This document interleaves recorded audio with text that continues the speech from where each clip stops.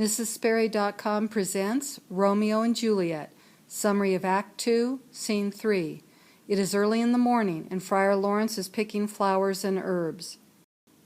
Friar Lawrence says that the gray-eyed morning is smiling on the frowning night.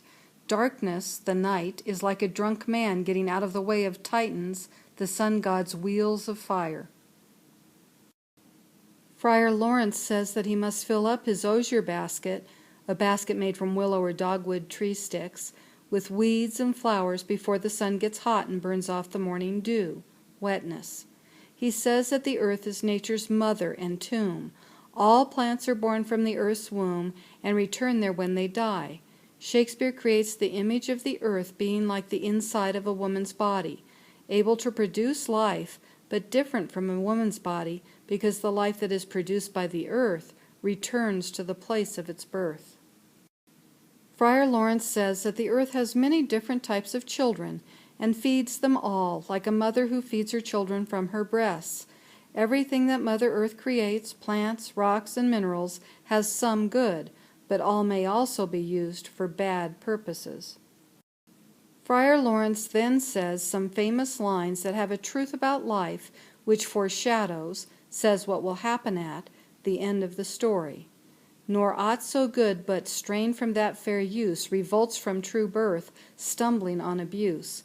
Virtue itself turns vice being misapplied, and vice sometime by action dignified. This means that good things can be used to create bad results. Bad things can be done to make good things happen. Romeo and Juliet's love, a good thing, will cause their deaths, a bad thing. Their deaths, a bad thing, will stop the fighting between the Montagues and the Capulets, a good thing. Romeo enters and listens to Friar Lawrence as he speaks his thoughts. The friar says that inside the covering of the flower he holds there is both poison and medicine. Smelling the flower makes a person feel good, but eating even a little stops a person's heart permanently. Friar Lawrence says that two enemy kings or leaders camp inside all plants and people. One king is good and the other is evil. If the bad is stronger, cancerous death eats up the plant. Romeo walks up to the friar and says, "Good morning, Father." Friar Lawrence jumps in surprise because he had not known Romeo was there. He asks what early tongue, what person is greeting him. He sees Romeo and says that something must be wrong since Romeo is visiting so early. Old people worry and don't sleep well, but young people do sleep well and don't get up early. The friar says that Romeo is either worried about something or he had not been in bed that night. Romeo says that he has not been to bed. The friar says that he hopes Romeo has not been sinning. He asks if Romeo had stayed all night with Rosaline. Romeo says he had not been with Rosaline. He says he has forgotten all about her and the sadness he had felt because she did not love him.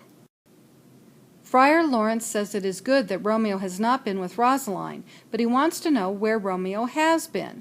Romeo answers with the truth, but jokingly makes it sound like he has been fighting.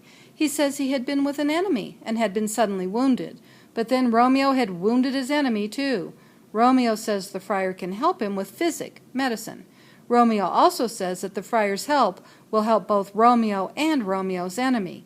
Note, it is true that Romeo had been with an enemy because he had been with a Capulet, but he had been with Juliet Capulet, whom he loves, not hates.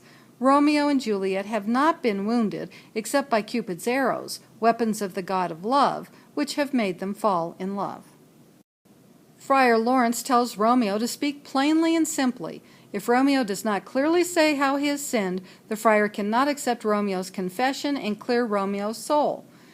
Romeo says that the friar should plainly know that Romeo has fallen in love with Lord Capulet's daughter, and she loves him back. The friar must marry them to each other. Romeo promises to tell the friar about how he and Juliet fell in love, but now says Romeo, "This I pray, that thou consent to marry us today." The friar cannot believe what he is hearing. He asks Romeo how Romeo could so suddenly have changed from loving Rosaline to loving Juliet. The friar says that young men love with their eyes, not their hearts. Friar Lawrence says that Romeo washed his face with many tears, crying for Rosaline. Romeo wasted salt on a love he never tasted. The friar says the sun has not even had time to evaporate Romeo's sighs over Rosaline. The friar can still hear Romeo's groans about Rosaline in his ears, and the friar can still see the mark of a tear on Romeo's unwashed cheek, which was made when Romeo was crying over Rosaline. Friar Lawrence says that if Romeo really was himself, all of his tears had been for Rosaline. If Romeo is telling the truth now, then women may fail to be faithful because there is no strength in a man's love. Romeo says that the friar had often found fault with Romeo for loving Rosaline. The friar says he found fault with Romeo for thinking of nothing except Rosaline, not for loving her. Romeo says the friar had told him to bury his love for Rosaline. Friar Lawrence says that he never told Romeo to put one love in a grave and then get a new love. Romeo asks for the friar to stop finding fault. Romeo says he now loves a girl who loves him back. Rosaline had not loved him. The friar says to Romeo that Rosaline knew well thy love did read by rote and could not spell. To read by rote is to pretend to read by saying something that has been memorized. To spell is to really read. The friar believed that Rosaline knew that Romeo was only in love with the idea of love, and that Romeo only pretended sadness because he knew that was what lovers were supposed to do. The friar tells Romeo that he will help Romeo to secretly marry Juliet, even though Romeo does not seem to know how to truly and faithfully love.